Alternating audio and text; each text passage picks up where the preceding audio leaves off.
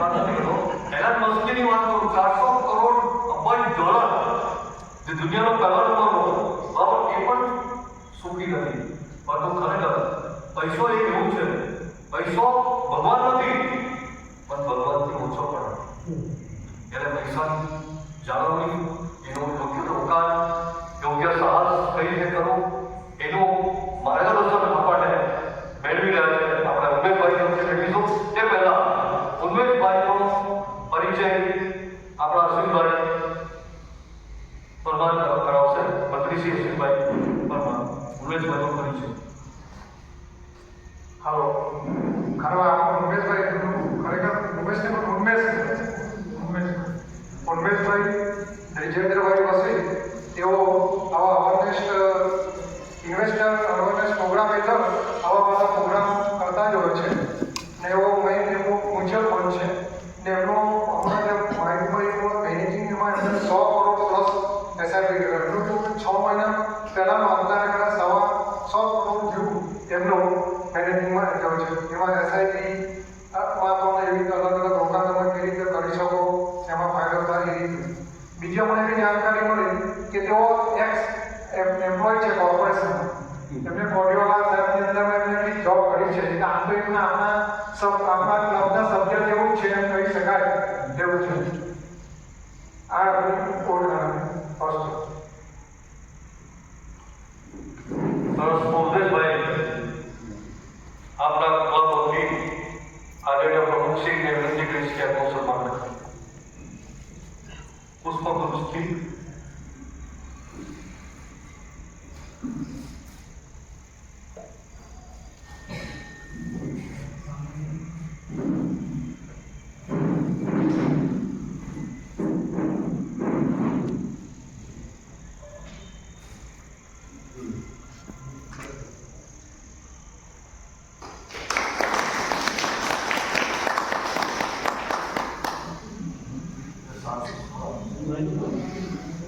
મને મનોભાઈ ભગવાન વિનંતી કરીશ કે હું સારો રાખે આદરણીય ઉમેશભાઈ આવા સ્વાગત કરે. સાલ ઉડાડીને મનોહરભાઈ માજી પ્રમુખ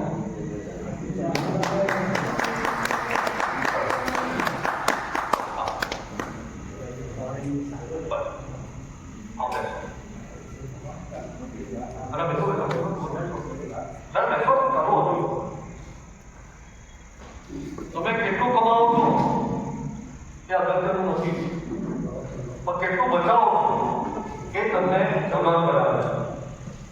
આપણે છે ને જે દરિયા કિનારે એક વહાણ હોય ને, લાગરેલું વહાણ, એ સૌથી સલામત હોય, કારણ કે એને કશે જવાનું જેવી રીતે ઘણા માણસો શું છે, કોઈ સાહસ કરવા માંગતા નથી, બરાબર? તો આમાં સાહસ બી કરવું પડે, રોકાણ પણ વ્યવસ્થિત કરવું પડે, સહી સલામત રોકાણ કોને કહેવાય, કઈ રીતે કરી શકાય, એવી તમામ માહિતી હવે આપણને Umeshbhai પીરસશે.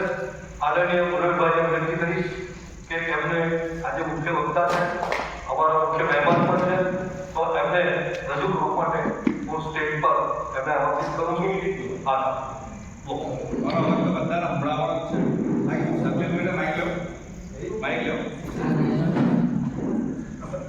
Hello hello, mike testing.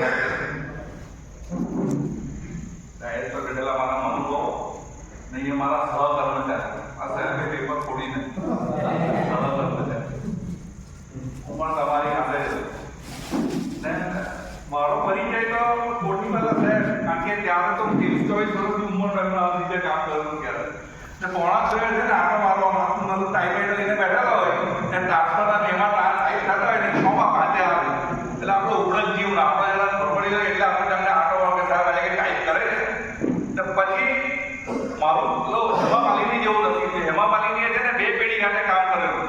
Raj Kapoor હાથે બી કામ કરેલું ને રણજીત કપૂર હાથે બી હાથે સમયમાં કામ કરેલું. તો મને તો કોઠીવાલા સાહેબ હાથે બી કામ કરતો મને લાવવા પડ્યો ને એમના દીકરા હાથે બી કામ લાવવા પડ્યો એક જ બ્રાન્ચમાં. સલામત તરફમાં ત્યારે એવું હતું કે ભાઈ આ ખત્રીઓના એરિયામાં ખત્રીય છોકરાને મૂકો અને હું સાંભળી ઓફિસરમાં હતો ત્યારે ડિમ્પલભાઈ આવેલા મારી સાથે. એટલે ને પછી આ ત્રીજી વીકમાં યાદ ચાલુ થઈ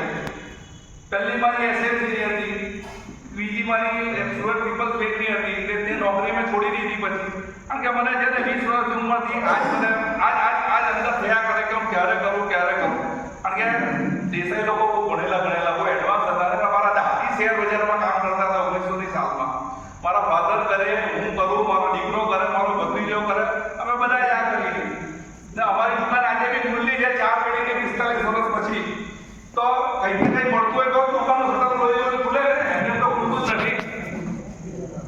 કારણ કે જે દિવસે આપણે ત્યાં બધા ઓરિજિનલ સુરતના જ હતો, મૂળ તટ વિસ્તાર કહેવાય ને આપણો સુરત, તો તેની અંદર સનાતન હોલ છે ભટકી હોસ્પિટલની સામે. તો એ મને છે ને વાંચવાનો બહુ શોખ છે. હું ભટકી હોસ્પિટલની નીચે ભોયનામાં લાઇબ્રેરી હતી. તો લાઇબ્રેરીમાં છે ને હું રોજ વાંચું. એક દિવસ બીજા કથા કરે ને આપણી ઉંમરના તે મને કથા સાંભળવા 10-15 જણા આવતા હતા સિટીમાં. તો એક દિવસ ઉપર પહેલે મારે છે ને બધી સાડીઓ લટકેલી છે. આ હું છે ત્યારે કેમ કે રિલાયન્સની મીટિંગ છે, શેર આવવાના છે. હું ત્યારે 17-18 વર્ષનો હતો. તો જિજ્ઞાસ વર્ષ જેવું કીધું કે નાસ્તો બાસ્તો છે, હું કઈ નાસ્તો તો હોય જ ને. એક પેટી સદી, એક વાર એક પેટો હતો, તો આમ જ જઈને બેઠેલો. પહેલા જ હોવાનું કે બધી ઘટી જાય તો મારો નંબર નહીં લાગે. ને એ રીતે આવું જેમ અત્યારે બોલું છું તે રીતે મેં ધીરુભાઈ અંબાણીને સમજેલું કે તમારા 10 રૂપિયાનો શેર લેશો 1980ની સાલમાં વાત કરું તો તમને એમાં ₹1.25 ડિવિડન્ડ મળશે અને મારા શેરમાં તમને ખૂબ જ પૈસા મળશે. ને આટલી તારીખમાં રિલાયન્સનો ઇતિહાસ એવું કહે છે કે એમાંથી લોકોના ઘર બી બંધાઈ ગયા, છોકરા છોકરી બી પડી ગયા અને બધા વ્યવહાર જેવા બધું થઈ ગયું. રોકાણ એટલે મૂળભૂત સવાલ તો મને અત્યારે એટલા માટે બોલાવ્યો કે રોકાણ એટલે શું? રોકાણ એટલે આપણે એકદમ પૂરમાં જઈએ છે ને ત્યારે પેલું આવે ને રાત્રિ રોકાણ બરાબર છે ને. પણ આપણે આજે આપણે પૈસાની વાત કરવા સાહેબે કીધું ને કે હેલ્થ અને વેલ્થ તમારા બે પગ છે. હું 80 વર્ષનો થાઉં તો પૈસા નહીં હોય તો મારા ભાણિયા ભત્રીજા આજુબાજુવાળા જોવું ટાઈમ નહોતો પડે કે ચા કેટલા વાગે પીવો તે ટાઈમે જઈને બેહો, જમવાનો ટાઈમ કેટલા વાગવાનો છે. ને એટલી વેલ્થ બી હોય તો એનો કોઈ મતલબ નથી. ડોક્ટર તમને કહે તમે તીખું નહીં ખાતા, તમે તળેલું નહીં ખાતા, તમે ગળ્યું નહીં ખાતા, તો બંને વસ્તુ જરૂરી છે. બે પગ નહીં હોય ને તો આપણે ચાલી નહીં શકીએ. હેલ્થ અને વેલ્થ આપણી જે લાંબી જિંદગી જીવવા માટે આપણે હેલ્થ અને વેલ્થ બંનેની જરૂર છે. તો રોકાણ એટલે રોકાણ શામાં કરવાનું? કોઈ મને જવાબ આપો, કોઈ તો બોલો. હવે આપણે બધા સહકર્મચારીઓ છે, કોઈ જરૂર નથી. તમે ગપ્પા મારો જોયો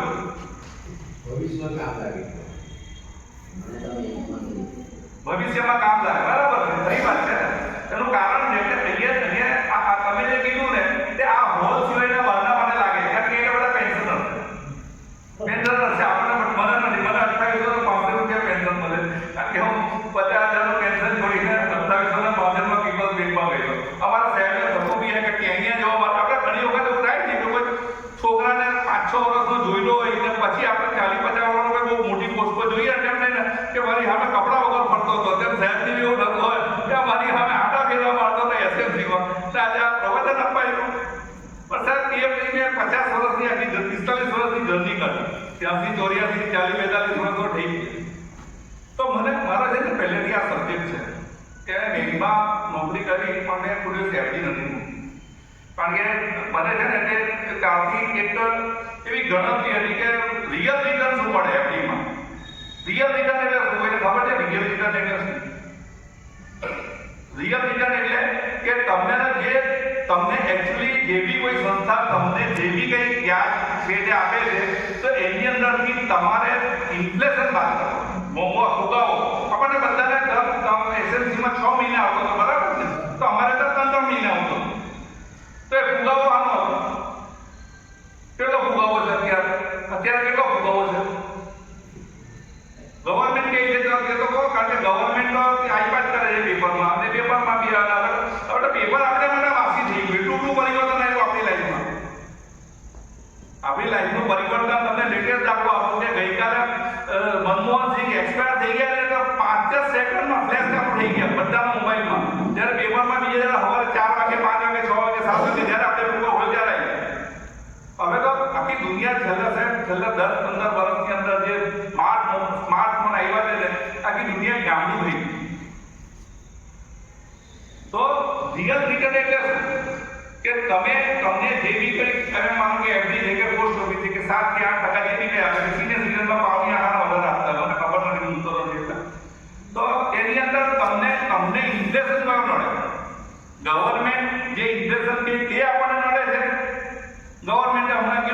5.5% ઇન્ટરેસ્ટ આવ્યો, 3.5% થઈ ગયેલા આગલા મહિને. આ મહિને 5.5% આવ્યો હતો. એ એમ માનો કે 5.5% ઇન્ટરેસ્ટ જે ગવર્મેન્ટ કે હાથો કોઈ મને જવાબ આપો. ગવર્મેન્ટ જે ઇન્ટરેસ્ટ ડેટા ડિક્લેર કરે છે તે તો સિંગલાની અંદર જે બધા ભાવ છે તેના પર કરે છે. તેની અંદર કોમ્પ્યુટર બી આવે, ખુરશી બી આવે, પંખા બી આવે, લાઈટ બી આવે. એ લોકોના ભાવ તો નથી કરતા. 10 વર્ષ પહેલા બી 250 રૂપિયા કે 300 રૂપિયાની ખુરશી મળતી હતી. આજે બી એટલા નહીં મળે. પણ દૂધ તમને એટલામાં મળે, સબ્જી તમને એટલામાં મળે. આજે દરેક સબ્જી આ શિયાળો આવ્યો છે ને તો પણ 50 ને 100 ની વચ્ચેની જ કિલોનો ભાવ છે. બટાકા તમને 40-50 રૂપિયા કિલો મળે. સિંગલ કરાકે હારો પંપર આવી જાય તો ટામેટા કઈ 20-30 રૂપિયા મળે છે. તમે લેવાના નહીં હવે બીજા ઘણા બધા 70 રૂપિયા. તો રિયલ રિટર્ન શું? રિયલ રિટર્ન એટલે શું? રોકાણ પર તમે જે રોકાણ કરો છો તેના પર તમને કયું રિટર્ન મળવું જોઈએ? એક સિમ્પલ વાત છે. તમે તો મારી ઉંમર મારા કરતા બી સિનિયર છો, મને 65 થયા. તો તમે 10, 15, 20, 30 વર્ષ પહેલાની જો તમે વાત કરો કોઈ પણ એક વસ્તુ લો તો આજે નો ભાવ છે. ડેલી કન્ઝમ્પશન આપણા સુરતી લોકોનું ડેલી કન્ઝમ્પશન ખમણ ને લોચા બરાબર છે. હવે 2000 જોઈએ તો મને ખબર છે કે 10 રૂપિયા કિલોમાં આજે 400 રૂપિયા 500 રૂપિયા કિલો થઈ. તો આપણે જ્યાં પૈસા રોકીએ છીએ, આપણું જ્યાં રોકાણ છે એ રોકાણ આટલા ઝડપથી વધે છે ખરો? આપણે જ્યાં પૈસા, હું મારી વાત કરું, હું 2007-8માં કતારગામ બ્રાન્ચમાં હતો ને બહુ ફેમસ વૈશાલી વડાપાઉં છે. હું 3 રૂપિયાનો ખાતો હતો, આજે 20 રૂપિયા થઈ ગયા. 15 વર્ષમાં પૈસા એના કેટલા ભાવ વધ્યા? 7 ગણા વધ્યા. તો આપણા 15 વર્ષમાં આપણા પૈસા 7 ગણા થયા નથી. પણ એ ઇન્ટરેસ્ટ આપણને કેમ નથી લાગતું? હું જ્યારે કતારગામ બ્રાન્ચમાં જવું હોય ને સ્કૂટર બગડેલું હોય ને હું બટાટી લેવું તો 2 રૂપિયા 3 રૂપિયામાં મને મજૂરા, હું કે મજૂરાથી હું ભાગલ જાઉં ને ભાગલની પીપલ્સ ચોકડી બહુ ફેમસ, 10 રૂપિયામાં મૂકતું, આજે 30 રૂપિયા 40 રૂપિયા થઈ. તો એકચ્યુઅલી રિયલ રિટર્ન એટલે શું કે તમને જે બી કોઈ જગ્યાએ તમે જે પૈસા તમારું રોકાણ કર્યું છે તેની અંદર તમને જે પણ કંઈ ઇન્કમ થાય છે તેમાં તમે ભોગવ બાદ કરો. આજે એક સિમ્પલ વાત છે.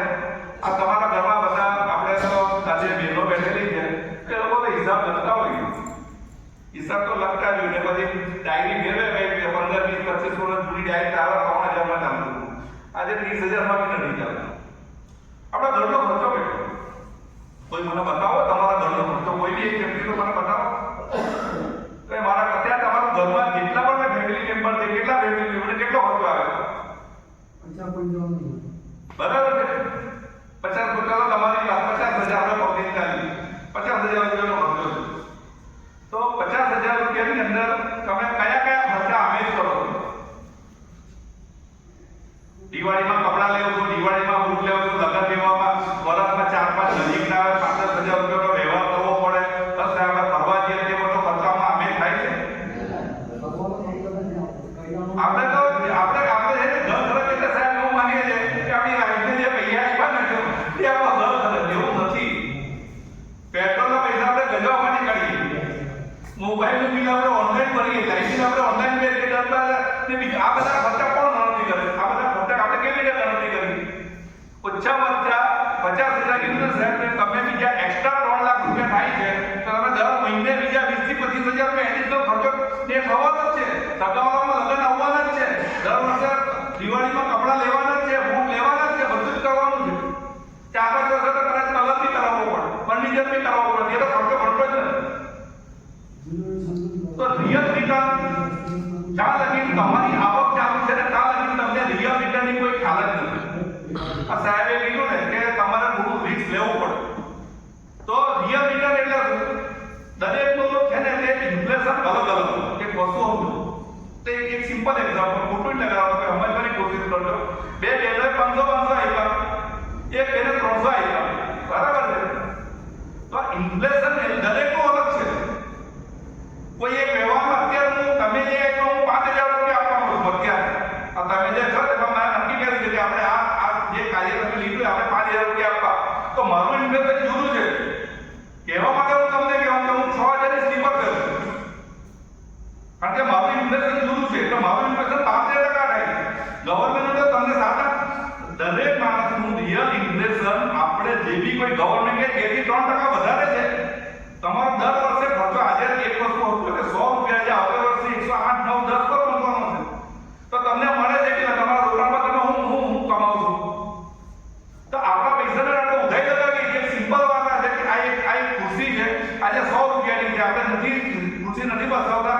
બેંકમાં એવડી મૂકી આવ્યા અને 10 વર્ષે ડબલ થાય છે, 10 વર્ષે લાવ્યા તો તો 300 રૂપિયાની રહી જાય.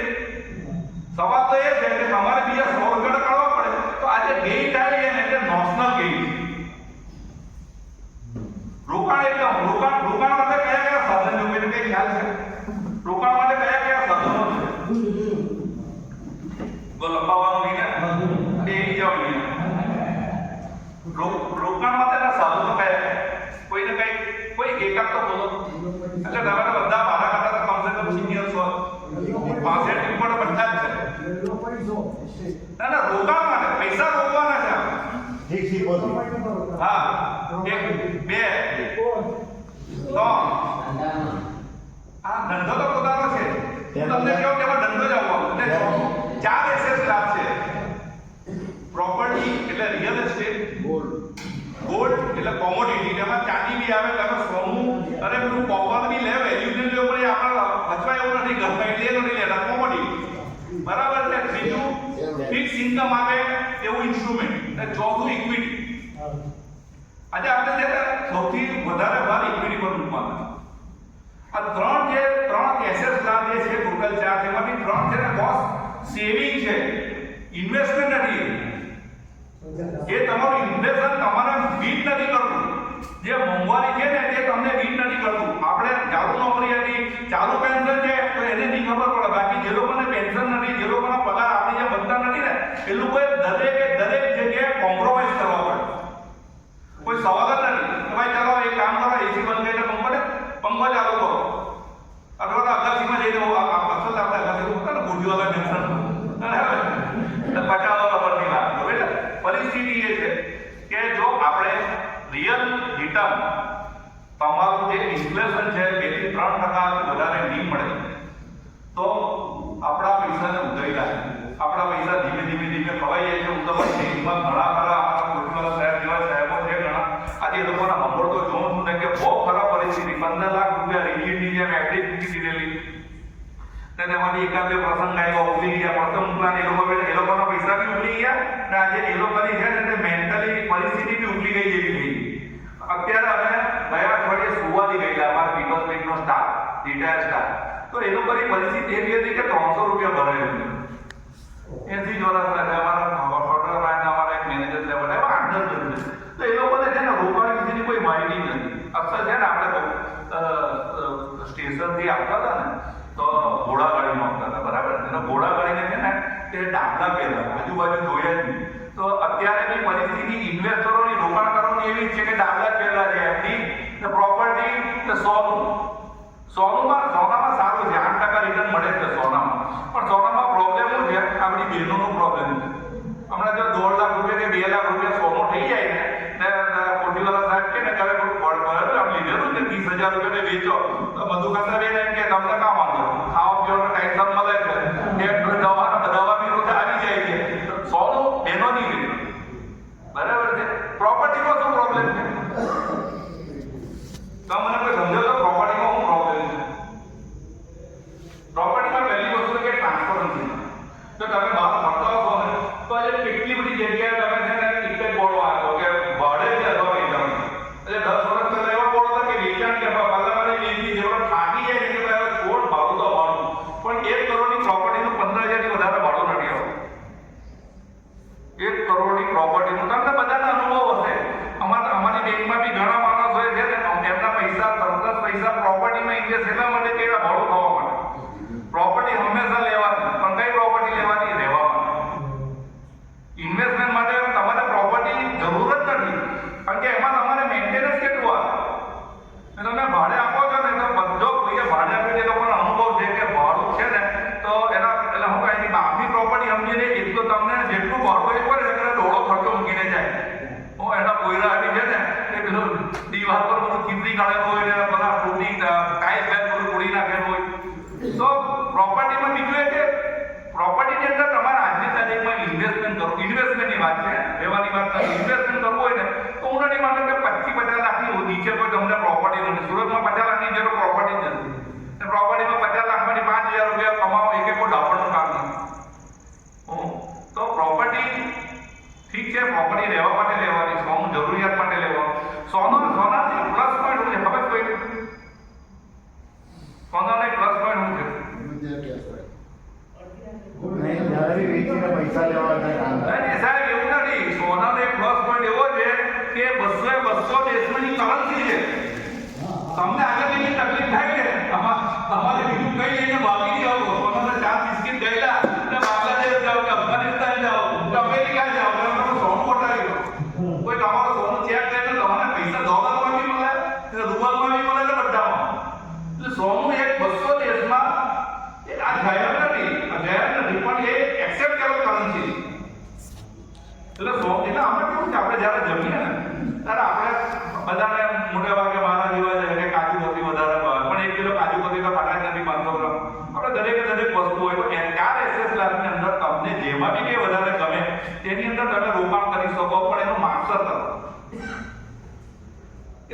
એવું થાય કે ઘણા અમારી બેંકમાં છે ને, અમારી બેંક જી સિરીઝ કહેવાય, તો એ લોકોને એક જ વસ્તુ પ્રોપર્ટી. હું પૈસા આવ્યા, પ્લોટ લીધો, બંધનામ કર્યું, બાદ મધ્યના પીપલ બેની લોન લીધી, બીજા તો આવી ગયા, છંદી ગયા, અત્યારે ગયા, સોમવાર આજે થાકી ગયા. કારણ કે એ લોકોએ બીજું કંઈ કર્યું જ નથી. એટલે તમારી પાસે બધા પાસે દરેક એસેસ ક્લાસ હોવો જોઈએ. ને મને તો ઘણા પૂછે છે, એટલે તો હું તો ખરેખર કહું કે હું ખરેખર એકલી કાઢી વખતે મને કોઈ ખ્યાલ એસેસ રાખવાની કોઈ મને એમ કહે કે તમારે તમારું રોકાણ ઇક્વિટી અને ઇક્વિટી 1875 નું આપણે આ માર્કેટ બોમ્બે સ્ટોક એક્સચેન્જ પણ સાહેબ ખબર કોઈને ખ્યાલ છે? રાઇટર પ્રેમચંદ, જેની બે સંસ્થાઓ આપણા સુરતમાં છે, સર કેવી કોલેજ, ટીકાચંદ પ્રેમચંદ ને રાઇટર ડિવિઝન સ્કૂલ છે. હા, એ આપણા ગોપીપરાના હતા અને તેણે 1875 માં સ્થાપ્યું ને આજની તારીખમાં બી ચાલે છે. બીજી એક વાત કે 1980 ની હું વાત કરું, ત્રણ ઘટના બનેલી. એક તો સેન્સેક્સનો જન્મ થયો, શોખી બોમ્બે સ્ટોક એક્સચેન્જ. બીજો ધીરુ કાકા જે આઈપીઓ લાવેલા તે ત્રીજો એ આઈપીઓ નું જાણકારી લેવાનું ગયેલો તો મને ઇન્ટરેસ્ટ પડ્યો, શેર બજારમાં હું દાખલ કર્યો. આમ તો મારી પેઢી પર ચાલે છે, મને તે દિવસે એમાં ઇન્ટરેસ્ટ પડ્યો 17 વર્ષ ઉંમરની કે ના કંઈક છે, આ માણસ જે માઇન્ડર છે ને એ કંઈ છોકરું નથી. તો 1980 માં તમે સોનાનો ભાવ જોયો, કોઈને કંઈ ખબર છે કેટલો ભાવ હતો 1980 માં? બોલા 1380. ગૂગલ બાબાને પૂછો તો 13 છંગી 78, 60 ગણા પૈસા છે, બરાબર છે ને. સેન્સેક્સ 180,000, 800 ગણા પૈસા છે. હવે આપણે જે એફડી મૂકીએ, હું એફડી એક સામાન્ય વાત કરું, આપણે એફડી મૂકવા જઈએ બેંકમાં જઈએ તો આપણે મગજમાં હું વિચારીને જઈએ બેંકમાં એફડી મૂકવા જઈએ તો શું વિચારીએ?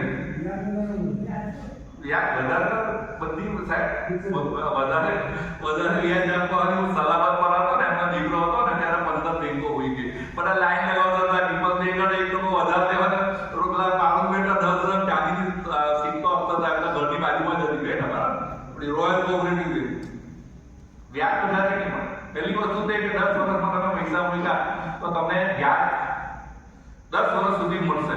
આ એક વિશ્વાસ, બરાબર છે. એવું તો કઈ છે નહીં 7% કઈ થાય. હું એમ કહું મારી બેંકમાં જાઉં કે ભાઈ મેં 35 વર્ષ નોકરી કરી ને હવે મને આ તમે 8% આપો ને મને નથી આપતો, 1% વધારે આપો, આટલા બરાબર મને આપવાના છે બેંક નથી આપવાની. કે ભાઈ જે છે તે સિનિયર સિટીઝન અથવા એક્સ સ્ટાફનું જે 5% આવે આના વધારે આપે. તો બીજી એક વસ્તુ કે તમને વ્યાજ ક્યારે 10 વર્ષ સુધી મહિના થશે. મગજને પડતું હોય કે કેમ વ્યાજ ક્યાં સુધી 10 વર્ષ સુધી 10 વર્ષની એફડી મેક્સિમમ લેવાય, 10 વર્ષની એફડી મૂકી 10 વર્ષ સુધી આપણને વ્યાજ કેવી રીતે આપશે? મગજનો વિચાર આવે ને. નહીં તો બધી બહુ બ્રોડ કંપનીઓ છે. હમણાં આજે આવ્યું ને કે 200 કરોડનું ફૂલેપુર કીધું કે 800 વાળા લાયા છે સંસ્થામાં. તો એ આપણા મગજને એવો વિચાર છે કે બેંક 10 વર્ષ સુધી નફો કરશે અને મને રેગ્યુલર વ્યાજ ચૂકવશે અને જ્યારે મારી એફડી મળશે ત્યારે મને મુદ્દા મળશે. બરાબર. આ બે કોઈ જ છે કે બેંક કોઈ આજે ઘણી બધી બેંકો છે, પ્રાઇવેટ બેંકો છે જે નફો નથી કરતી તો લોકોને એફડી મૂકવા નથી જતા, 13-14% બી આપે છે. કે સ્મોલ ફાઇનાન્સ બેંકો આવે છે 13-14% ત્યાં એટલી બધી એફડી નથી જતી જેટલી એચડીએફસી બેંકમાં, આઈસીઆઈસીઆઈ બેંકમાં અને સ્ટેટ બેંકમાં છે. તો સર એચડીએફસી બેંકનો દાખલો આપો, કારણ કે એચડીએફસી બેંક બધાને તો હાઉસહોલ્ડ નામ. તો એચડીએફસી બેંકની અંદર હું છે ને 1995 માં ગોકુલભાઈ બક્ષીએ પ્રાઇમ કોઓપરેટિવ બેંક ખોલી. અમારી પીપલ બેંકની સામે જ હતી. ત્યારે છે ને એચડીએફસી બેંકના આઈપીઓ આવે રજિસ્ટર. મેં ભરેલા ત્યારે આવું કલ્ચર ગયેલું ઇક્વિટી તો મને મળી ગયેલા 400 શેર. તો એચડીએફસી બેંકના શેરની વાત કરું ને શેર તો આજે 29 વર્ષની અંદર 800 ગણા પૈસા ગયા. એચડીએફસી બેંકના તમે જે એફડી મૂક્યો હોય તો એના પૈસા લગભગ 50 થી 60 ગણા. કહેવાનું તાત્પર્ય એવું છે કે તમે જે એફડી મૂકો છો ને પોસ્ટ ઓફિસની વાત કરો પણ તમે જે બેંકમાં એફડી મૂકો છો તો એની અંદર જો તમને એવું લાગતું હોય કે આ બેંક આટલી સદ્ધર થઈને 10 વર્ષ ચાલવા છે મને વ્યાજબી આપીને મુદત બી આપીને શેર લે. તમે જોજો 10 વર્ષમાં ડિવિડન્ડ આવે એટલે જુદું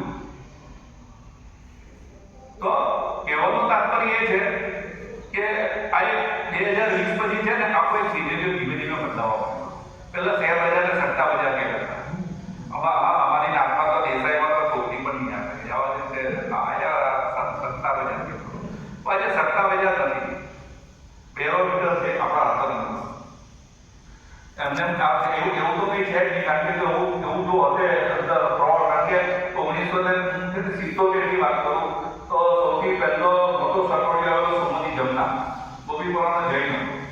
તે બીજો પછી આવ્યો હરકિશન લક્ષ્મી 80 માં. તે પછી આવ્યા 10 વર્ષ પછી હર્ષદભાઈ મહેતા. તે પછી 2000 ની સાલમાં આવ્યા કેતનભાઈ પાલ. પણ હવે કોઈ છે નહીં. 200 કરોડનું જે ટર્નઓવર હતું, હું ગયેલો છે બોમ્બે ડીલમાં, 200 કરોડનું રોજનું ટર્નઓવર હતું. આજે રોજનું 25 લાખ કરોડનું ટર્નઓવર છે. આ ફાઇનાન્શિયલ હજી તો હિન્દુસ્તાનની આ પ્રગતિ સ્ટાર્ટ થઈ ગઈ. વસ્તુ સમજી લો. હું તમને અહીંયા કોઈ આપી રૂપિયો વગર નથી સમજો. તમે ઘરની બહાર જાઓ છો, તમે જો આખા સુરત, હું તો સુરતનો બીજી બહાર સમજુ છું. સુરતનો ટ્રાફિક છે, સુરતનું જે ડેવલપમેન્ટ છે તે તમે જુઓ. આખા ઇન્ડિયામાં એવું છે. અમારી બેંકમાં હતા ભૈયાજી 5000 રૂપિયા વીમો જમી લેતા હતા. આજે કાંગડ ઉત્તર પ્રદેશમાં 25 થી 30 લાખ રૂપિયા વીમો થઈ ગયું. 50 વર્ષ પહેલા અબ્બાકામાં ખારપાટ કેવો હતો, આજે 10 કરોડની જગ્યાએ કોઈ વીમો નથી. તો આ ડેવલપમેન્ટ છે. આપણી પાસે આપણે બધામાં જબરદસ્ત પરિવર્તન છે. તમે બધા વિચાર કરો, જબરદસ્ત પરિવર્તન આવ્યું. ધોતિયાઓથી પાયજામાની પેન્ટ પટ્ટી બરમુડા, સ્માર્ટ ફોન આવી ગયા, બધું આવી ગયું. પણ ઇન્વેસ્ટમેન્ટ બાબતે, રોકાણ બાબતે હજી બી આપણી પાસે 50 વર્ષની જૂની થિયરી છે. ટેન્શન નહીં લેવાનું. ટેન્શન ક્યારે થશે કે જ્યારે તમે છે ને તે તમારા પૈસાને યોગ્ય રીતે રોકાણ કરીને એમાંથી યોગ્ય ઉપજ નહીં લાવશો. અમારા ત્યાં ઘણા બધા એવા દાખલા છે કે આજની તારીખમાં અમારા સ્ટાફની વાત કરું તો એ લોકો 7 થી 8% રિટર્ન લે છે, તો પૈસા 5 થી 6 વર્ષમાં ડબલ થઈ ગયું. એ લોકોને એક ખ્યાલ આવી ગયો કે ભાઈ નવા જનરેશનમાં આપણે નવી ટેકનિકમાં નવી જઈને જશું તો જ આપણને આનો ફાયદો થવાનો છે. હું મારા દરેક પ્રવચનમાં એક વસ્તુ કહું કે આપણે જો આપણે જાતે થોડું પરિવર્તન જો આપણે નહીં લાવશું ને આપણામાં, તો આપણી પાસે નીકળે જ આપણને હિંકી હશે. આ પરિસ્થિતિ થવાની છે.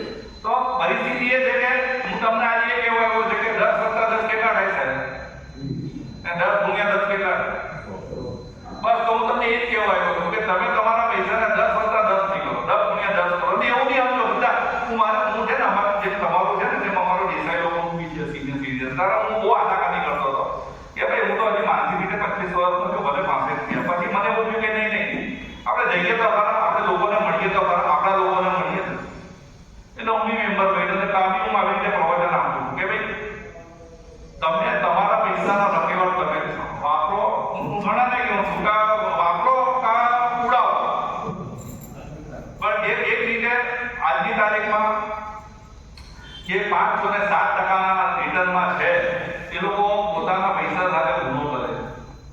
બીજી એક વસ્તુ છે, ઘણી વખત એવું થાય અમને, અમારે બે એવા સવાલ આવ્યા કે આમ મને કાં જોખમ લેવાનું.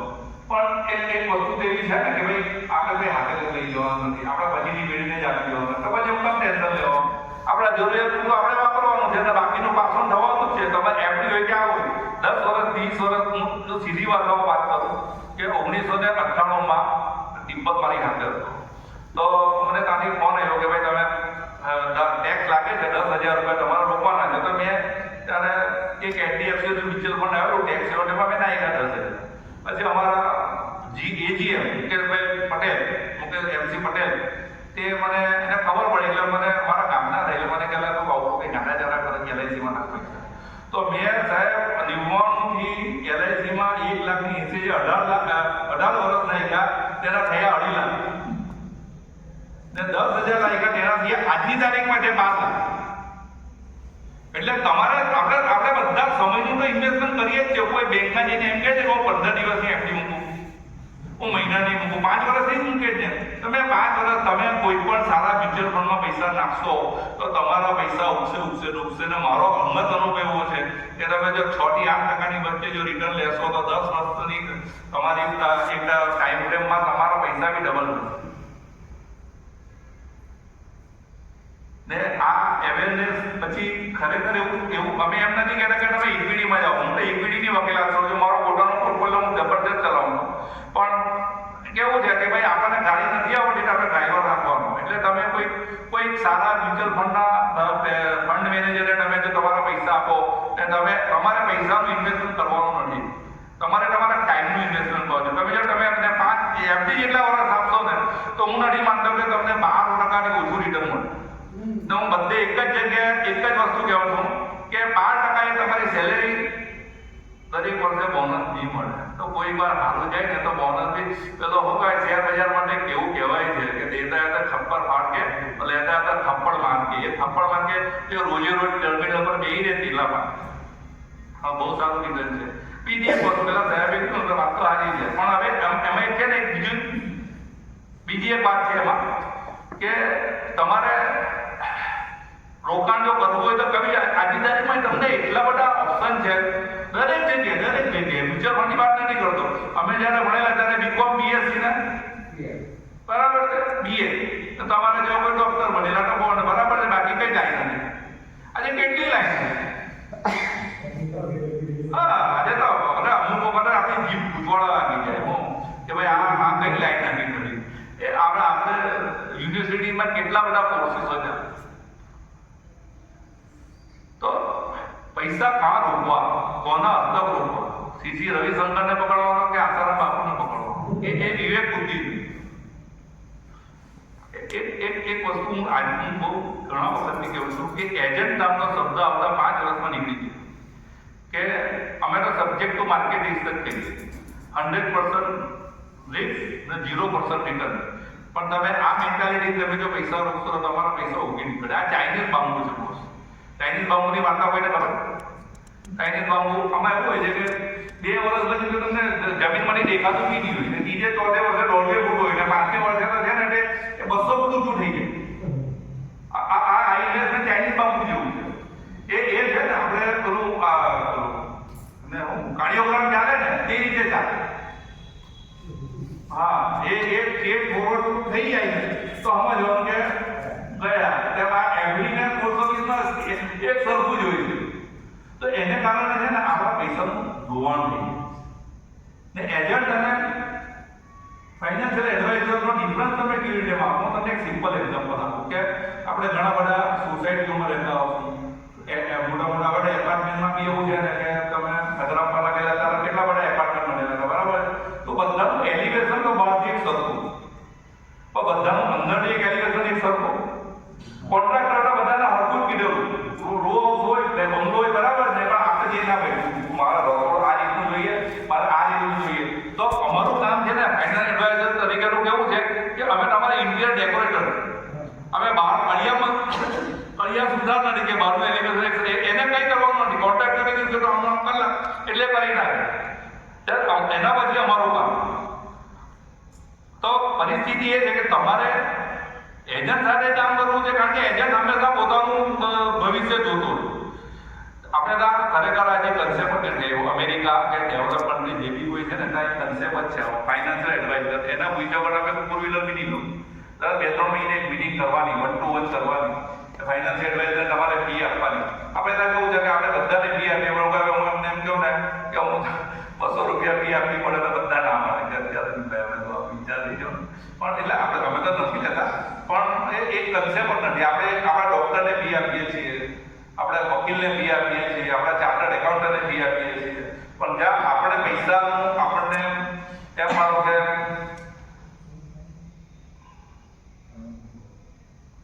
8% ને બદલે 12% આપે તો આપણને તકલીફ પડે. તો આની અંદર છે ને ફાઇનાન્શિયલ એડવાઇઝર તમને એક આલ્ફા જનરેટ કરે. આલ્ફા જનરેટ એટલે કેવું છે કે એવરેજ જો કોઈ 10 કે 12 કે 15% રિટર્ન હોય ને તો એના કરતા 3 થી 4% વધારે રિટર્ન જનરેટ કરે. એ નોલેજેબલ પ્રોસેસ છે. સામાન્ય માણસ સામાન્ય એજન્ટ એ કામ નથી. એ તમને છે ને ભૂતકાળમાં જેટલું કે તમને ભવિષ્યમાં એજન્ટ એટલે LIC ના એજન્ટ જીવન સાથી જીવન બધા ઘણા પૈસા મૂકતા બરાબર છે LICમાં. તો એની અંદર એ કોઈ એમાં ચેન્જ નહીં કરી. એ જે ફિક્સ છે તે જ આપે. અને બીજું કે એ વન વે છે. તમે એકવાર અંદર ઘૂસ્યા તો હલવાઈ ગયું, બહાર નીકળવાનો કોઈ રસ્તા જ નથી. તમે એની મેચ્યોરિટીમાં આપો ને તો એ તમને ફિક્સ છે 40%. તમારા માટે જો કોઈ મને કોઈ સવાલ પૂછવા માંગતું હોય, કોઈ જાણકારી, તો મારી જ્ઞાન મુજબ મારા નોલેજ મુજબ હું તમને એના જવાબ આપવાની કોશિશ કરું. કારણ કે આમાં 2 વસ્તુ છે કે તમે નહીં પૂછો ને તો 2 વસ્તુ છે આમાં કે આ બધાને વચ્ચે સમજ પડી ગઈ કે આ બધું ઉપરથી એટલે પૂછો તો ગમે.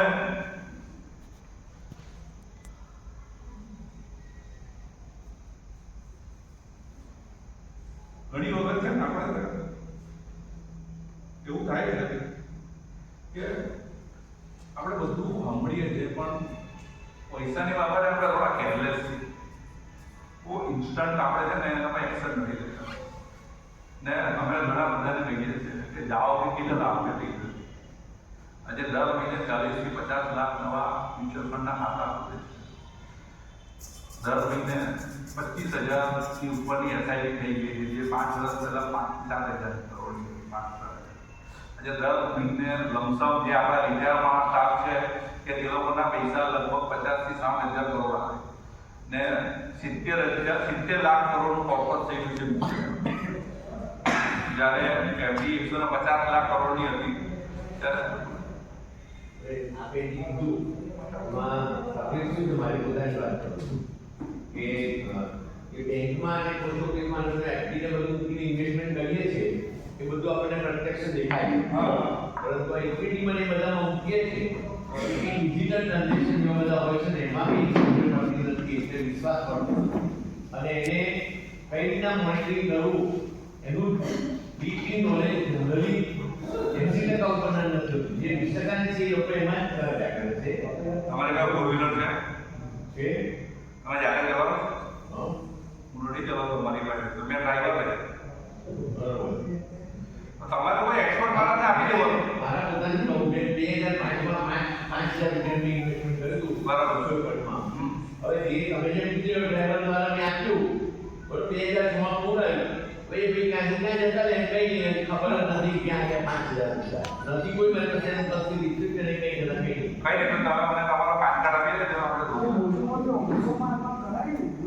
એટલે આ ડિસીઝ રિયાલિટી છે. હું તમને જે કહું છું ને એટલે ત્યાર પછી હું એમાં ઇન્વેસ્ટમેન્ટ કરવા માટે બહુ બધા સમજાવ્યા પણ મારી પાસે આ રીતે બધું નથી. આપનું નામ છે નરેશ યાર જલધારામાં મારું ઇન્વેસ્ટમેન્ટ થયું એટલું ખબર છે. હવે એ ઇન્વેસ્ટમેન્ટ કરાર હતા ને એટલે 20 વર્ષ પછી પાછું બીજી ઇન્વેસ્ટમેન્ટ કરવા માટે મારી કોઈ લીધા એટલે એટલું ના બી કાંઈ જમા તો થાય પણ મેં તે શું મારી પાસે કાંઈ નહીં. તમારો પાન કાર્ડ આપતો તો ત્યારે ફીડિંગ સર્ટી કરાય આપો મને તો એક તમારા જેવો જ કેસ આવ્યો તો 5,000 રૂપિયા અમારા પાંડેસરા બ્રાન્ડના હતા મારા બેંકના કસ્ટમર 2-3 હજાર રૂપિયા થઈ ગયેલા એટલે પછી એ બી આવા કહેતા હતા. પછી મારી પાસે જ્યારે કેસ આવ્યો તો મને કહે કે આ બાજુ ને આપણે રોકાણ કરવાનું 15 વર્ષ પહેલાં એના મેં મારી સ્ટાઇલમાં મજાકમાં કર્યું કે આ 5,000 ચાલે કે હું તને 25,000 રૂપિયા આપી મને આપી કે એના 35,000 થઈ આ એક બીજી વાત એક બહુ સરસ તમે પહોંચ્યું છે હું તમને કહું છું કે નિપ્પોનની એક સ્કીમ આવી 1995 નિપ્પોન ગ્રોથ બરાબર છે. તો એ સ્કીમની અંદર 400 ગણા પૈસા થયા આજની તારીખ 4200 રૂપિયાથી એની એનએવી છે એને પણ 10 રૂપિયા થયા. પણ સાહેબ તમને એ વાત કેવું બોલ્યા નથી જેના ભૂલી ગયેલા તમારા જેવા જે જ્યાં મરી ગયા ને છોકરાઓ મોટા નીકળ્યા છે એ લોકો નથી. એટલે અહીંયા તમારી ઇન્વેસ્ટમેન્ટ તમારે બીજી એક હવે તો બહુ ટ્રાન્સપરન્સી આવી. આજે અમે અમારા ક્લાયન્ટોના ખાતા ખોલીએ છીએ ને તો અમે એમને પહેલે જ દિવસ એક એપ આપી દઈએ કે તમારે રાતના 12 ને પાસે જોઈ લેવાનું જે બજારની વડગોળ હોય એ પ્રમાણે તમને તમારું ઇન્વેસ્ટમેન્ટ મળ્યું કે ગયેલું દેખાઈ જાય.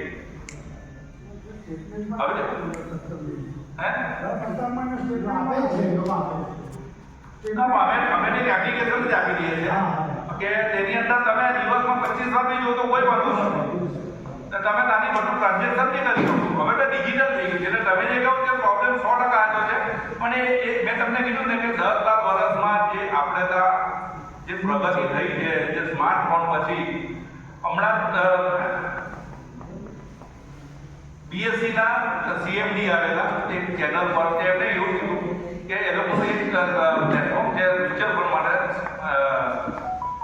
Smart MM BSc smart MM દર મહિને 27 કરોડ ટ્રાન્ઝેક્શન એટલે હવે બહુ ઈઝી થઈ ગયું. જેટલું લાઇટ બિલ ગેસ બિલ ભરવાનું ઈઝી થઈ ગયું છે એના કરતાં વધારે ઈઝી આવે પણ એક સિસ્ટમ જ ખબર નથી. નહીં એટલે આમાં શું છે એમાં તમારે છે ને મારે એને 1 to 1 બેહવું પડે. તમે જે કીધું ને એવું મારી પાસે તો પ્રત્યક્ષ છે કે ફોરેન્સિક લેબમાં જોબ કરતા હતા. જોબના 20 વર્ષની અંદર એમણે 50 લાખ રૂપિયા કમાયા આવી રીતે બરોબર. પણ એ મને કેટલી વાર કહે છે કોઈ મને આ મારું ખબર નથી પડતી જ્યાં સુધી સિસ્ટમ ના સમજીએ ત્યાં તેમાં સિસ્ટમ એટલે બેઝિક વસ્તુ એ છે કે તમારા પૈસા ઘેર બદલે નહીં જવાનું, એથી વધારે કઈ સિસ્ટમ શીખવાની. કારણ કે હું તો છે ને અત્યારે ફાઇનાન્શિયલ ડોક્ટર તરીકે જ કામ કરું છું, તો હું જે રીતે કામ કરું છું કે ભાઈ તમે મારી પાસે આવ્યા ને તો આખું ડિઝાઇન ઊંડું તમારી જરૂરિયાત હું જાણી લઉં કે તમારી નીડ શું છે ભાઈ, બરાબર છે. મંથલી છે, ક્વાર્ટરલી છે, યરલી છે, પૈસા ઉપાડવા છે નથી ઉપાડવા અત્યારે ચાલે એવું છે. બાકી જો કોઈ અમારી પાસે પ્લાન લઈને આવો તમે નહીં ભાઈ, તમે એ એજન્ટનું કામ ના, અમે એજન્ટ તરીકે કામ કરતા જ નથી. એટલે તમે તમારો પાન કાર્ડ લઈને મારી ઓફિસે આવજો અથવા તો પાન કાર્ડ મને આપી દેજો, દિલીપભાઈ ભાઈ મારો નંબર લઈને તો તમારા પૈસા ગોતી બી લઉં આમાંથી એટલે હા એ શું કાળ આપો તમે હે મ્યુચ્યુઅલ ફંડ એટલે મ્યુચ્યુઅલ એટલે ચાલો મ્યુચ્યુઅલ એટલે ટ્રાન્સફર લેતા હતા ને મ્યુચ્યુઅલ ટ્રાન્સફર કરી આવો ખોટી ગલત થાય આ નહીં એવું બધું મને અહીંયા મૂકો મ્યુચ્યુઅલ એટલે બરાબર. તો અહીંયા ગામડાના કેટલા ગામમાંથી આવેલા અમારા જે મારો એરો ગામમાંથી આવેલા કેટલા બરાબર. આપણા ગામને બાંધરા છે ને અમારી બાજુ ચીકુ ને કેરી વાળો ઓઢાવે છે, તો દરેક ગામને બાંધરા છે ને એક સહકારી મંડળી બરાબર છે. હવે એ સહકારી મંડળીમાં ઠીક છે મારું ગામ અબરામાં એ 15 કિલોમીટર થાય નવસારી, 15, 20, 25 કિલો ત્યારે ચીકુનો ભાવ બી કઈ કરતો તો મોંઘું પડે ને ત્યારે આવા બધા વાહનોને સગવડ બી નહીં હતી, તો એ મંડળીમાં નાખી દેવો બરાબર. તો મ્યુચ્યુઅલ ફંડ એરિયાની મંડળી સાદી વાત કે આપણે ઇનરવેર પહેરીએ છીએ ને જોકી, હું તમને એનો એક્ઝામ્પલ આપું કે બધાને તો જોકીનો ભાવ છે ને આજે શેર બજારમાં 50,000 રૂપિયા, તો કોઈની 50,000 રૂપિયા જેની પાસે નથી, જેની પાસે 50,000 એક જ શેર લે. પણ મ્યુચ્યુઅલ ફંડ એક એવું સહકારી મંડળી છે કે તમારા 500, તમારા 2,000, તમારા 10,000 લઈને બધામાંથી એક જોકી કે બે જોકીના શેર લે. એક શ્રી સિમેન્ટ એનો અલ્ટ્રાટેક સિમેન્ટ એક શેર લે એનો 14,000 રૂપિયા, એક મારુતિનો શેર લે તમારો, એક હીરો હોન્ડાનો લે, એક HDFC બેંકનો લે, એક ICICI બેંકનો લે, એક કોટક બેંકનો લે, એક ટાટા સ્ટીલનો લે. 50 કે 60 શેરોનું એક બુકે, તમે જે મને બુકે આપ્યું ને 4 કે 5, તો એક 50 કે 60 શેરોનું બુકે આવે. જેની અંદર કેવું હોય કે અમુક શેરો સારા એવા ચાલે 20-25% ચાલે, અમુક શેરો આમાં નડિયા ને નડિયા, અમુક શેરો થોડા 5-10% ઘટે તો એવરેજ તમને 12-15% રિટર્ન. તો બેઝિક વસ્તુ એવી છે, આ એક મારો પોઈન્ટ રહી ગયો કે આપણે જે બી કોઈ વસ્તુ વાપરીએ છીએ ને તમે એમાં પૈસા લગાવો. તમે હવાની તમે જો હવાની તમે કયો સાબુ લેવું, હવાની સાબુ કયો, શેમ્પુ કયો, ગાર્નિયર બરાબર, ઇનરવેર ટાઇટનની ઘડિયાળ, જે કે ટાયર છે એમઆરએફના ટાયર આપણા સ્કૂટરમાં, દરેક વસ્તુ કોલગેટ, ટૂથપેસ્ટ, સાબુ, શેમ્પુ, કેટલી વસ્તુ આપણે તમે ઘરે જઈને વિચારજો 25 થી 30 એવી આઈટમો છે. મારુતિ છે, હીરો હોન્ડા છે, એક્ટિવા છે, તો તમે તમને નેસ્લે છે, મેગી, 2 મિનિટ મેં હમણાં મારા છે ને તે છેલ્લે મારા દિવસે સાહેબને બોલાવ્યા નહીં આવ્યા તો પ્રવચનમાં મેં મારો જે ફ્રેન્ડ છે ગોપીપરાનો, તે એની દુકાન છે પ્રોવિઝન સ્ટોર, એ રોજ મેગી એટલી બધી વેચે. તો મેં કીધું ભાઈ તું કેવો માણસ છે, તને ખબર નથી પડતી આટલી બધી મેગી વેચાઈ છે તો તું કંપનીનું નામ હોત એ તો શેર લઈ લે. એ લોકોનો ખોટું થાય એટલે અમારું નામ બી લઈ લીધું, મને ખબર પડી ગઈ કે આ તો કહેવાનું તાત્પર્ય એવું છે કે તમે જે કન્ઝમ્પશન કરો છો ને તે કંપનીના શેરમાં પૈસા લાગો, ડાયરેક્ટ કે ઇનડાયરેક્ટ. મ્યુચ્યુઅલ ફંડ તમારા આ લે જ છે કંપનીના શેર, તમે એની અંદર પૈસા નાખો. તો એ મ્યુચ્યુઅલ ફંડની સ્કીમ કોણ નક્કી કરે? કે અમે નક્કી કરીએ, કારણ કે દરેકની નીડ જુદી છે. તમે કોઈ એજન્ટ પાસે જાઓ તો ડાયરેક્ટ જાઓ તેનું કેવું છે કે તમારું શરીર ગરમ થઈ ગયું ને તો તમે ડોક્ટરને 500 રૂપિયા આલવા, કેમિસ્ટ હોશિયાર જ હોય, ડોક્ટર એટલે કે શરીર ગરમ છે તો એ કહે તમે ડોલો આપી દે, તમારા શરીર ઠંડુ બી રહી જાય, એનાથી તમને હારા નથી થતા, એમને તમને નુકસાન થાય. તમને ટાઇફોઇડનો તાવ છે, તમને પથરીનો તાવ છે, તમને વાયરલ છે, તમને કઈ ખબર નથી પડતી, એ તમને ડોક્ટર જ કહે. પણ આપણે એવું માને કે ડોક્ટરને હું 500 રૂપિયા ખર્ચી નાખવા. આપણે કોઈ દસ્તાવેજ કરીએ છીએ તો આપણે અમે તો બેંકમાં બહુ દસ્તાવેજ જોયા છે, ગીરો આવે એ છતાં બી અમે અમારા દસ્તાવેજ વકીલે 10,000 રૂપિયા આપીને જ કરાવી કે ભાઈ પેલામાં સુધારો કરો, એવું નહીં થાય. તો અહીંયા બી મ્યુચ્યુઅલ ફંડની અંદર બી તમારે કોઈ એક સારો ફાઇનાન્શિયલ એડવાઇઝર, એજન્ટ શબ્દને ચોકડીમાં ઘણા ખરાની ઇન્વેસ્ટમેન્ટ હશે ને એક વસ્તુ મુદ્દો છે કે તમને 5,000 નુકસાન થયું છે. હું તો મેં બિઝનેસ બી કર્યા છે, શેર બજારમાં બી મેં બહુ લાખો ટકા પૈસા તોડ્યા છે, પછી આ લેવલ પર આવ્યો છું. પણ નુકસાનીથી ગભરાવાનું, કોઈ સારી વસ્તુ એટલે પણ નુકસાની થાય. કોઈ સારા માણસના પૈસા આપી દેવાના ને હવે તો એટલું બધું છે કે તમને રોજે રોજ તમારા મોબાઈલમાં જ દેખાય કે તમે કાં ઉભેલા છો. 5,000 ના 25,000 છે કે 2,500. એટલે કોઈ એક વખત આપણે એક સિમ્પલ વાર્તા છે કે માણસને એક્સિડન્ટ થયા, બધાને એક્સિડન્ટ તો થાય જ છે ને, બરાબર ને? કોઈ જો આપણા હાથો તૂટ્યા તો આપણે કઈ સ્કૂટર કે મોટર ચલાવવાનું બંધ કર્યું નથી કહેતા, બરાબર ને? એક બીજી વાત કે આ પ્લેનની અંદર કેટલા એક્સિડન્ટ થાય, લાખોમાં, ને ટ્રેનમાં કેટલા થાય, બીજે દાડા. તો આપણે પ્લેનમાં કેમ બીક લાગે છે ને ટ્રેનમાં કેમ બીક નથી લાગતી? આ એ હકીકત છે. આપણે બધાને, મને તો જ્યાં લગી ટ્રેનમાં જવાય ત્યાં લગી ટ્રેનમાં જાઓ, ટ્રેનમાં બેસતો જ નથી. હો, આ મારી પોતાની હકીકત. પણ આ એક વસ્તુ છે, પ્લેનમાં એવા એક્સિડન્ટ થતા જ નથી, તે છતાં બી આપણને બીક લાગે. ઉપર અડધા હવામાં થઈ આમ ટાઈમે ઉઠી આ એ બધા બરાબર છે. તો એનો અર્થ એવો નથી કે આપણે પ્લેનમાં નહીં જવું ને ટ્રેનમાં એક્સિડન્ટ થાય છે તો તમારે પૈસા, તમારા પૈસા છે, તમારે શું કરવું? પણ એવું નહીં થવું જોઈએ કે મારે કરવા જેવું હતું ને મેં નહીં કર્યું. અમે કોઈ ધંધો લેવા આવતા જ નથી. બેઝિકલી દેસાઈ ને તમારી પાસે વસી, તમારી પાસે હેરું, એટલે અમે આમ તો કરતા જ આપણામાં છે ને, આમ નહીં કરવાનું. એટલે હું આ ક્લાસ જ ચલાવું છું ને સ્કૂલોમાં બી જાઉં, ડોક્ટરોમાં બી જાઉં ને મને એ ગમે છે. મને મારો એમાં શું છે કે સવારના પરમાં એક કલાક મારા પોતાનો પોર્ટફોલિયો, મારો પોતાનો પોર્ટફોલિયો 15 કરોડ રૂપિયાનો છે. એક સિમ્પલ એક્ઝામ્પલ આપું, એટલા માટે મેં મારા આંકડો પાડ્યો કે અમારી સાથેના, હું બી સાયકલ પર 40 વર્ષે પહેલું બજાજ સુપર લીધેલું. તો મારા મગજને એવું હતું કે મારે એફડીમાં જવું નથી, મારે 8% રહેવું નથી, મારે 18% જ પેદા કરવા ને મારે કાં આજે નાના પૈસા જોઈએ. તો મારી સાથેના 2 કરોડ કે 3 કરોડની ઉપર ધ્યાન નથી. એ લોકો એટલા જ પ્રસંગ મેં બી કર્યા, એ લોકો એટલો જ ખર્ચો મેં બી કર્યો. ને આજની તારીખમાં છે કે હું તમારી સામે બેઠેલો છું, એનું કારણ એક જ છે કે અમે બેઝિકલી છે ને આસુ પ્રજા દેસાઈઓ, એટલે ને વલસાડમાં તો મેં 2012માં પ્લોટ લઈ લીધેલા 400 વાળા કે આપણે ત્યાં જઈને બાંધીને રહેવું. પણ એક મારા મિત્ર હતા, ડોક્ટર સેમલ અફીણવાળા, તે આવીને બેંકમાં બી ઘણા આવીને કહીને એમના દીકરાએ બી મને ખબર આઈડીએફસી ઈએલએસએસમાં પૈસા રોકેલા મારા કહેવાય.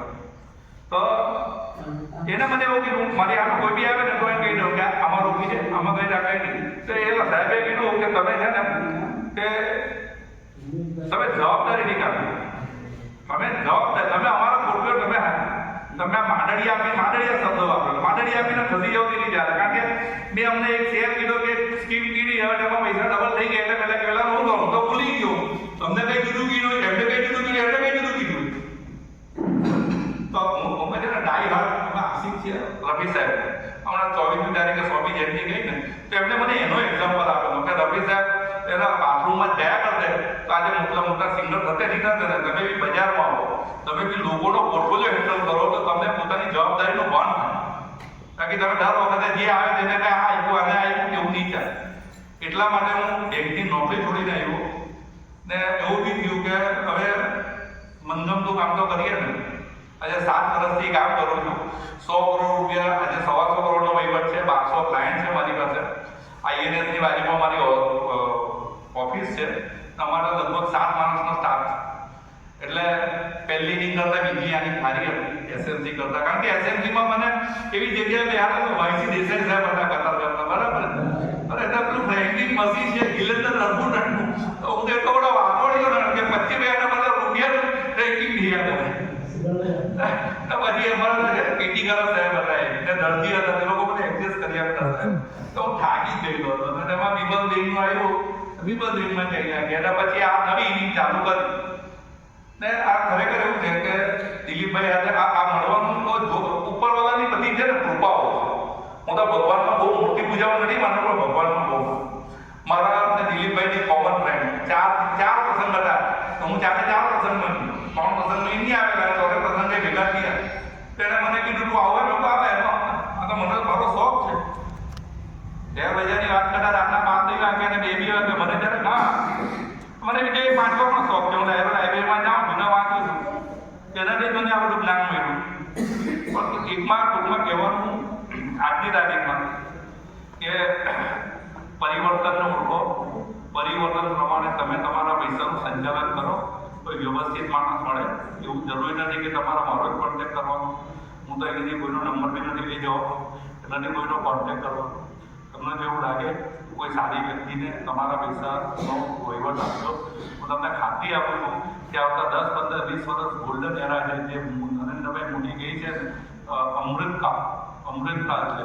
હું મારે એક જ વાક્ય આપીને હું મારું પ્રવચન પૂરું કરું છું કે આજની તારીખમાં હિન્દુસ્તાનમાં પૈસા નહીં બનાવવા માટે તમારે બહુ મહેનત કરવી.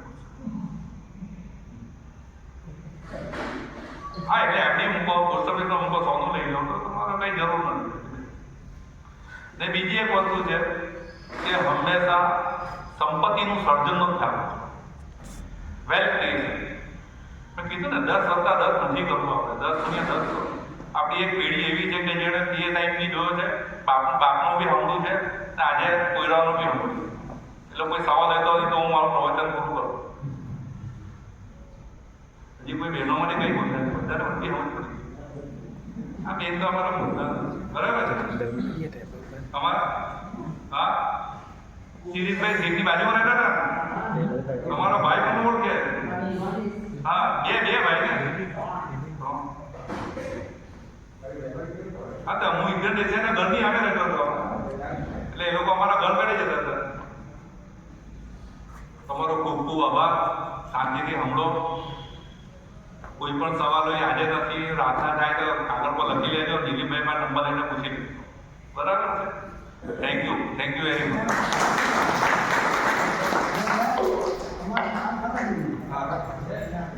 ના, હું કેલેન્ડર બી લઈ